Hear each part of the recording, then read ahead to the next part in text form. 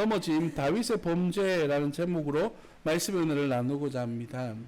오늘은 맥주 감사 주일이기 때문에 어떤 감사의 주제로 제목으로 말씀을 나눌까라고 고민해 보았는데, 일단은 우리가 그 다윗에 대한 이야기를 다루고 있기 때문에 그냥 시작한 거 끝까지 가야 되겠다라고 하는 마음도 있었고, 두 번째, 감사절을 맞이해서 감사에 대한 이야기도 중요하겠지만 우리가 감사하지 못하는 이유 또한 중요한 부분이겠다라는 생각이 들어서 오늘 다윗이 실패한 부분들을 여러분과 함께 다루면서 우리가 하나님 앞에서 부족함은 과연 무엇일까에 대한 이야기를 함께 나누면서 오늘 말씀을 함께 나누고자 합니다. 다윗이 하나님의 은혜 가운데에 왕으로 기름 부어 세워졌습니다. 그래서 지난 시간에 헤브론이라고 하는 곳에서 왕으로 유다의 왕, 그러니까 다윗이 속해 있는 유다 족속과 베냐민 족속의 왕으로 세워졌어요. 12지파 중에서 2개의 지파의 왕으로 세워졌었는데 7년 6개월 동안 헤브론에서 왕으로 지냈습니다. 그리고 나머지 33년, 40년 동안 왕으로 지내는 과정 가운데 나머지 33년은 온 이스라엘의 왕으로서 지내게 되어졌어요. 오늘 본문 말씀의 흐름상 아마 다윗이 집권한 지 한 17년 정도, 한 20년 정도 되어졌을 때 일어났던 사건으로 보여지게 됩니다. 사무엘하 7장 1절 말씀에 보면 오늘 말씀의 배경이 되어지는 본문의 말씀이 나옵니다. 사무엘하 7장 1절 말씀을 띄워주십시오. 여호와께서 주위의 모두 원수를 무찌르사 왕으로 궁에 평안히 살게 하신 때에 라고 그렇게 말하고 있죠. 이미 7장에서 하나님께서 다윗을 승승장구하게 하셔서 그 주변에 있는 나라들을 평정했고, 또한 이스라엘 백성들이 가나안 땅을 차지하는 과정 속에서 주로 산 위 위주로 차지했었는데 블레셋이나 그 주변에 있는 암몬, 그 다음에 그 다른 나라들, 주변 나라들을 완전히 평정하지 못한 상태였거든요. 그러나 다윗 시대의 이 모든 것을 정리해서 그의 강력한 왕국을 형성했던 시기였습니다. 하나님께서 이 모든 일에 은혜를 베풀어 주셔서 다윗으로 하여금 자기 집, 자기 왕궁에서 평안히 살게 하셨다라고 그렇게 말씀하시는 거예요. 그래서 굳이 다윗이 전쟁에 나아가지 않아도 충분히 전쟁에서 승리할 수 있을 만한 군대를 조직했고, 그만큼 충성스러운 일꾼들도 많았고, 다윗에게 있어서는 정말 평화로운 시대를 지날 수 있도록 하나님께서 은혜를 베풀어 주셨던 겁니다. 그래서 그가 다스리고 있을 그때에 하나님의 은혜가 풍성했던 거예요. 오늘 본문 말씀 11장 1절로 돌아갑니다. 11장 1절에서 뭐라고 이야기합니까? 그 해가 돌아와 왕들이 출전할 때가 되매라고 말합니다. 그 해는 뭐냐면 이제 우리나라도 매우 마찬가지였습니다. 고대 전쟁에는 그러니까 아무 때나 전쟁하지 않습니다. 그러니까 농사철은 피해서 전쟁을 해요. 왜냐하면 농사철에는 열심히 거두어들여서 군사 물자를 딱 준비해서 전쟁에 참여해서 그 승리하면 그 나라 땅도 차지하고 거기에 있는 곡식들도 차지할 수가 있기 때문에 곡식철에는 암묵적으로 싸우지 않는 거예요. 그래서 그러니까 곡식철이 지나고 나서 이제 전쟁할 때가 되어졌다라고 하는 거, 전쟁 시즌이란 말이죠. 그래서 다윗이 요압과 그에게 있는 그의 부하들과 온 이스라엘 군대를 보냈다라고 말합니다. 어디로 보냈습니까? 이들을 암몬 자손을 다 멸해버리고 라빠, 암몬의 그 수도성이라고 말할 수 있는 라빠를 에워쌌다라고 그렇게 말합니다. 승리한 거나 마찬가지예요. 그런데 다윗은 어디에 있었다라고 말하고 있습니까?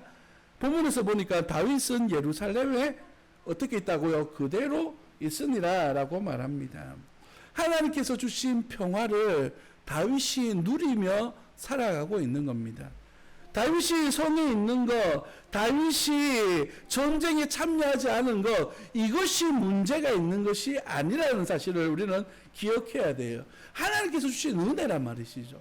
하나님의 은혜를 우리는 누리며 살아가는 것이 당연한 원리이고 이치입니다.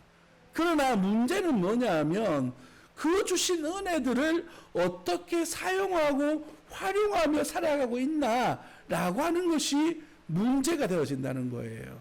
다윗이 지금 예루살렘에 그대로 있을 때 하나님의 주신 평화를 누리고 있을 때 무엇합니까? 2절에 저녁 때에 다윗이 그의 침상에서 일어나 왕궁 옥상에서 거닐다가 지금 자기 부하들, 자기가 사랑하는 군대를 전쟁터에 보내놓고 낮잠을 잤습니다.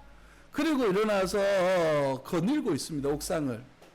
제가 이스라엘 땅은 아직 가보지 않아서 그 왕궁 구조가 어떻게 되어져 있는지는 잘 모르겠습니다.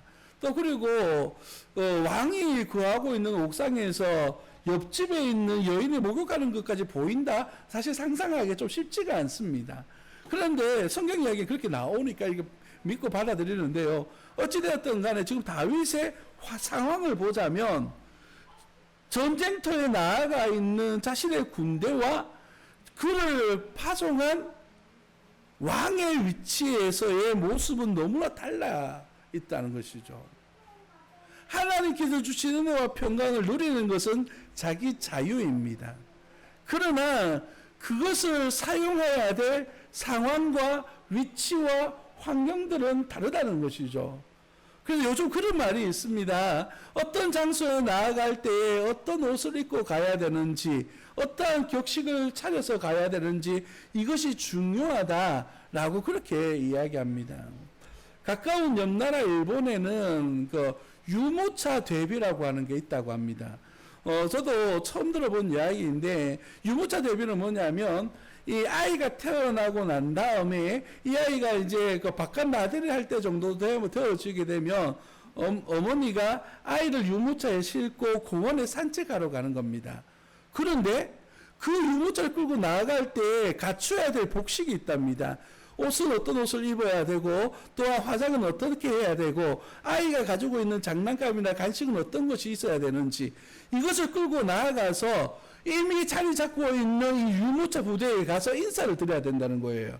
그래서 거기에서 인정받으면 그 동네에서 살 수 있는데 만약에 그 동네에서 인정을 못 받잖아요. 조금 튀는 행동을 했다. 그러면 그 사람은 그 동네에 더 이상 살 수가 없답니다. 이사 가야 된대요. 그래서 이지메라고 하는 말이 일본에서부터 나온 단어이지 않습니까? 그래서 우리하고 똑같이 행동하지 않는 사람들을 왕따시키는 문화가 일본에는 있대요. 그래서 유치원 입학하는 날도 검은 옷을 입고 가야 되는데 어떤 유명 연예인이 흰 옷을 입고 갔다가 온 국민으로부터 질타를 받은 사건이 뉴스에도 나오고 그랬다고 합니다. 그런 것처럼 어떤 사람이든 그게 형식에 맞게 상황에 맞게 입어야 된다, 갖춰야 된다 라고 하는 것이 어떤 생각 속에 있다고 하면 우리가 하나님의 사람으로서 내가 어떻게 살아야 될 것인가에 대한 그런 모습은 있어야 되지 않을까요?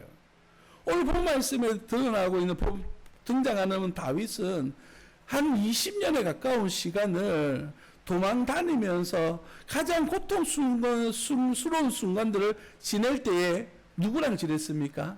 방금 말씀드렸던 것처럼 1절에 나오는 그 군대, 그 사람들과 함께 지내왔어요. 그렇다면 그가 군대에 죽음을 무릅쓰고 전쟁에 나간 상황이라면 다윗이 그렇게 안일하게 산책하고 있을 그런 상황이 아니었다는 것이죠. 평소처럼 하나님 앞에 기도하고 평소처럼 하나님의 인도하심을 구하면서 내 군인, 내 백성들이 안전하게 돌아올 수 있도록 하나님의 은혜를 구하는 모습이 당연한 다윗의 평소의 모습이었어요. 그런데 다윗은 오늘 본 모습이 그렇지 못하는 거예요. 어떻게 모습을 보입니까? 그곳에서 보니 한 여인이 목욕을 하는데 심히 아름다워 보이더라. 멀리서 보니까 아름답게 보였습니다. 그리고 어떻게 합니까? 3절에 보니까 다윗이 사람을 보내 그 여인에 대해서 알아보게 합니다. 그런데요, 그 여인에 대해서 설명을 하는데 그는 엘리암의 딸이요 햇사람 우리아의 아내 바세바가 아니니까 라고 말합니다. 이 여인에 대해서 이렇게 상세하게 기록하고 있는 이유는 귀족 여인입니다. 이런 뜻입니다. 그만큼 영향력 있는 이의 부인이라는 사실이죠. 왕이 결혼하지 않은 여자도 아니고 귀족 여인을 마음대로 취할 수가 있습니까? 결코 그럴 수가 없는 거예요.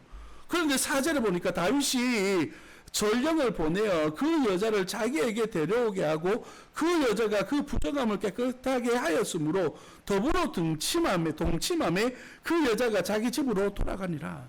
범죄하는 장면 사전에서 단순하게 다루어주고 있어요. 그런데 이 범죄함이 다윗에게는 이제 내리막길로 내리닫게 만드는 상황이 벌어져요. 그죠? 우리가 다 잘 알고 있는 것처럼 조금 있어 다루겠지만 우리아를 위험에 빠뜨려서 죽여버립니다. 그리고 바세바가 낳은 아이가 죽은 것 때문에 결국에는 상황적으로 다윗이 계속 어려움에 처하게 되는 이유가 되어져 와요. 그런 속에서 보면 다윗이 저지른 이 순간의 범죄가 얼마나 하나님 앞에 무서운 범죄인지를 이야기하는 것입니다. 베드로전서 4장 7절 말씀은 우리에게 이렇게 말씀하고 있습니다. 만물의 마지막이 가까웠으니 그러므로 너희는 정신을 차리고 근신하여 기도하라 라고 그렇게 말합니다. 다윗에게 이 안전하고 하나님의 은혜의 때가 다윗으로 하여금 넘어지게 만드는 순간이 되어져 왔다는 것이에요. 이 말은 우리 또한 마찬가지입니다. 하나님의 은혜를 누리고 하나님의 사랑을 누리고 살아가고 있을 때에 이것이 마치 내가 뭔가 잘해서 얻어진 은혜인 것처럼 얻어진 삶인 것처럼 받아들이고 하나님 앞에 온전하지 못한 모습으로 다가설 때가 있다는 것이죠.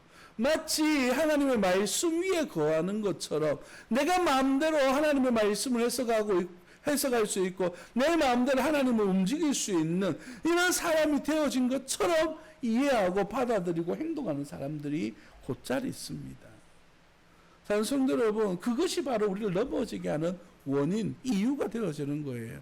내가 평안할 때에 넘어지지 않도록 깨어 기도해야 될 이유는 나는 하나님의 사람으로서 연약한 존재이다라고 한 사실을 깨닫고 그분을 끊임없이 의지하며 살아가는 것이 우리에게 필요한 삶의 모습이다라고 한 사실을 보여주는 거예요.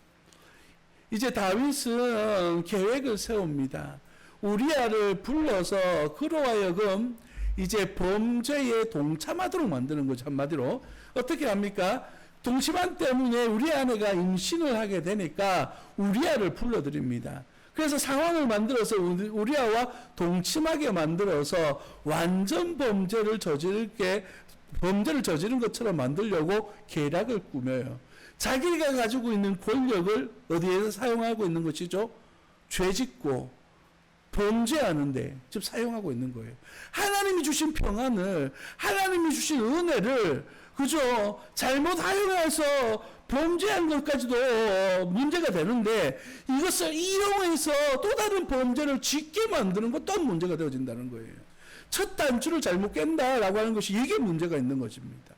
그러니까 첫 번째 잘못하게 되어지니까 하나님 앞에 회개하고 용서를 구하고 문제를 해결하려고 하기보다 이 문제를 덮어버리려고 하는 거예요. 인간적인 생각과 판단으로 돌아가 버리는 것이죠. 마치 우리 2주 전에 살펴보았던 것처럼 다윗이 도망다니다가 지쳐서 도망할 때 어떻게 합니까? 하나님 앞에 기도하지 아니하고 자기 마음대로 행동하고 판단하다가 어려움 속에 놓여졌던 사건들 기억하지 않습니까?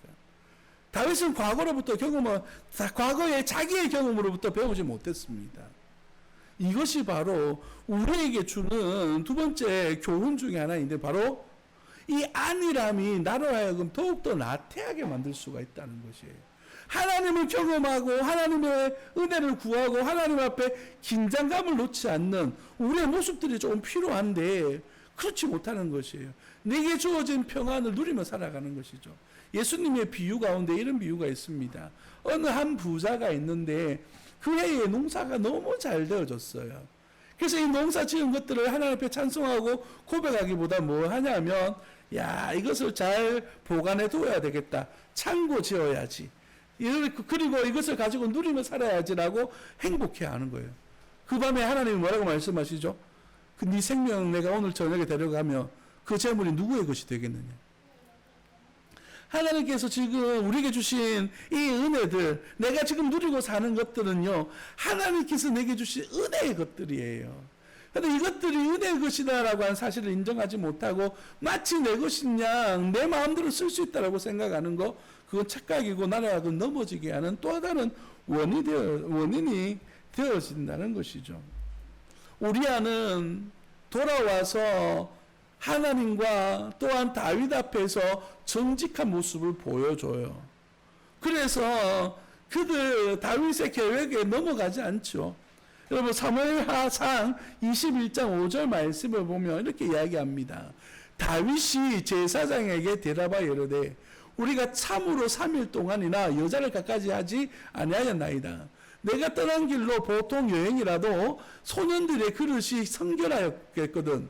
하물며 오늘 그들의 그릇이 성결하지 아니하겠나이까 하며, 이 무슨 말이냐면 다윗이 평소에 주장하고 평소에 말해오던 일이에요. 전쟁에 나아갈 때는 하나님의 은혜가 필요하기 때문에 내가 정결하겠다라고 말했습니다. 그런데 자기가 말한 걸 정면으로 반대, 그리고 범죄했던 사람이 다윗이고, 또한 자기의 범죄뿐만 아니라 우리아를 그 범죄에 동참하게 만들려고 이용하고 있는 장면들요.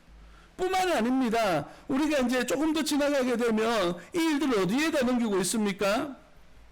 15절 말씀해 보십시오. 14절과 15절. 아침이 되면 다윗이 편지를 써서 우리아의 손에 들려 요압에게 보내니 그 편지에 써서 이르기를 너희가 우리아를 맹렬한 싸움에 앞세워 두고 너희는 뒤로 물러가서 그로 맞아 죽게 하라 하였더라 라고 말합니다. 이 범죄에 누구를 동참시킵니까? 요압이라고 하는 군대 장관을 동참시킵니다. 여러분, 다윗의 범죄함이 결국엔 요압으로 하여금 다윗의 약점을 잡게 만들어요. 우리 다음에 보면 아시겠지만 이 요압이 다윗이 죽고 난 다음에 무소불위의 권력을 가지고 마음대로 합니다. 그래서 다윗이 죽기 전에 아들 솔로몬에게 요압을 죽여라고 이야기해요. 근데 결국 못 죽이거든요. 상황적으로 말씀드리면 이러한 범죄들에 동참했던 요압, 많은 사람들 자기의 범죄를 덮기 위해서 주변에 있는 사람 모두를 이 범죄함 속으로 빠져들게 만드는 환경들. 성도 여러분, 한 사람의 범죄가 얼마나 무섭고 그리고 권력을 가지고 힘 있는 사람들이 하나님 앞에 바르게 서지 못했을 때에 가져오는 위험성에 대하여서 우리에게 보여주고 있는 장면이에요. 오늘 본문 말씀에 우리 제목으로 넘어짐이라고 하는 의미는 바로 나 혼자만의 넘어짐으로 끝남을 의미하는 것이 아닙니다. 나 혼자의 넘어짐이 결국에는 교회가 어려움을 당할 수 있는 어려움이 되어줄 수 있다는 거예요. 넘어짐이 되어줄 수 있다는 것이에요. 사랑하는 성도 여러분, 오늘 이 본문 말씀 속에서 우리 자신을 돌아봐야 될 것은 하나님의 은혜를 누린다는 것은 책임 있는 삶을 살아간다는 것을 의미합니다. 내가 예수님을 믿는다면 예수님을 믿는 사람으로서의 삶의 가치를 누리고 드러내는 삶을 살아야 되는 것이에요. 그런데 이것을 이용해서 내게 주신 은혜를 이용해서 하나님 앞에 범죄하고 하나님 앞에 잘못된 길을 걷는데 활용하고 있고 사용하고 있다면 그것은 하나님께서 우리로 하여금 주신 은혜를 잘못 활용하는 넘어지는 삶을 살게 되는 것이라고 말할 수가 있습니다. 다윗이 이런 범죄를 통해서 우리아를 죽였습니다. 그리고 많은 사람들을 범죄함 속에 빠뜨렸습니다. 우리아는 어떤 사람입니까? 아슬람 공동체로부터 다윗을 위해 충성 봉사했던 사람입니다. 그만한 신실한 사람이 없어요. 이런 사람을 죽음으로 내몰아 버리는 거예요. 그리고 하나님의 신실한 군대를 타락하는 일에 활용하는 이런 악한 일을 서슴지 않았던 다윗의 모습. 이 한 사람의 범죄함이 얼마나 무서운 결과를 만들어 오는지 오늘 말씀을 통해서 배워가기를 예수님 이름으로 축복합니다. 오늘 맥주감사주의를 맞이하면서 오늘 이런 부정적인 이야기를 하게 되는 것은 하나님의 은혜 가운데 우리가 6개월이라고 하는 시간을 살고 또한 6개월의 삶을 살아가게 될 것입니다. 이것이 내게 주어진 은혜고 내게 주어진 복이에요. 하나님은 우리를 사랑하시기 때문에 우리에게 풍성한 은혜를 부어주시기를 원하십니다. 그럼 그 받은 바 은혜를 우리가 누리고 사는 건 너무나 귀하고 감사한 일입니다. 그런데 이 감사의 것들을 이용해서 하나님을 기쁘시게 하고 하나님의 영광을 위해서 사용하지 아니하고 악한 일에 악한 데 사용하는 그런 어리석음이 없기를 예수님 이름으로 축복합니다. 우리는 하나님의 사람으로 부름받아 하나님의 선한 일을 하도록 부름받은 사람들이에요. 그래서 먹고 마시고 즐거운 일을 하기 위해서 살아가는 것이 아니라 하나님의 영광이 드러나는 일들을 쫓아 살아가기 위하여 헌신할 수 있는 그런 하나님의 사람들이 되어지기를 예수님 이름으로 축복합니다. 나를 꾸미기 위해서 나를 위해서 사용하는 하나님 나라의 은혜가 아니라 우리를 통하여서 이루시고자 하시는 하나님 나라의 놀라운 일들을 위하여서 오늘도 쓰임받는 세움교회와 하나님의 사람들이 되시기를 예수님 이름으로 축복합니다. 기도하겠습니다. 살아계신